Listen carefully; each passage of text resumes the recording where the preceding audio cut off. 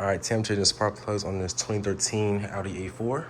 So what you're gonna need is the T30 Torx bit, ratchet attachment, ratchet extension, and then a wrench.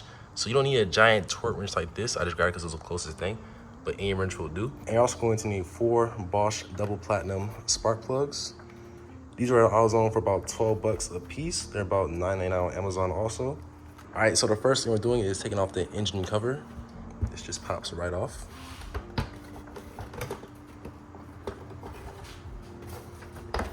Just like that. All right, so the first thing we're gonna do is loosen this T30 Torx bit right here.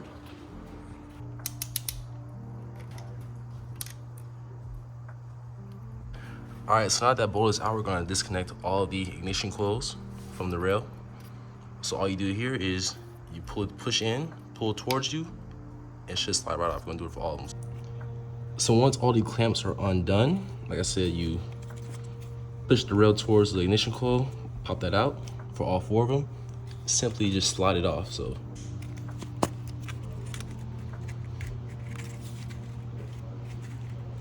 with the wheel rail mostly out, we're going to take each ignition coil and twist it up and pull it out.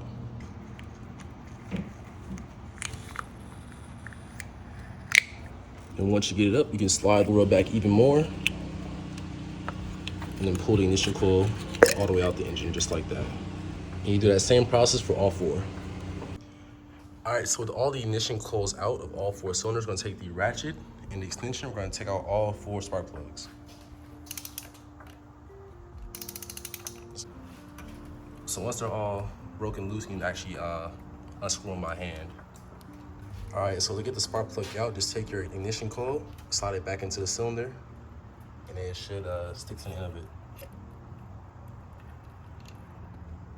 Comes out just like that.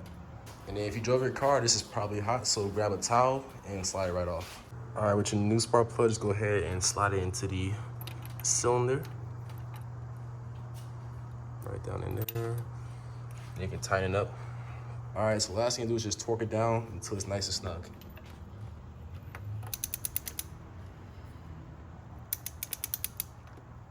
When all the spark plugs tightened down, we're just gonna put the ignition coils back onto each cylinder.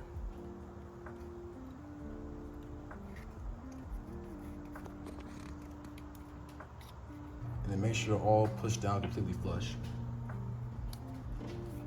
All right.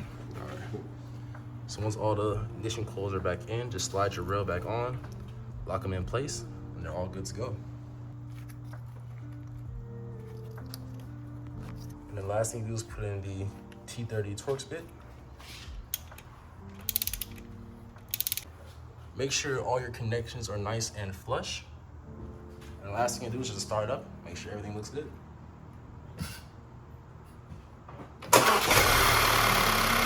Put the cover on, and you're all good to go.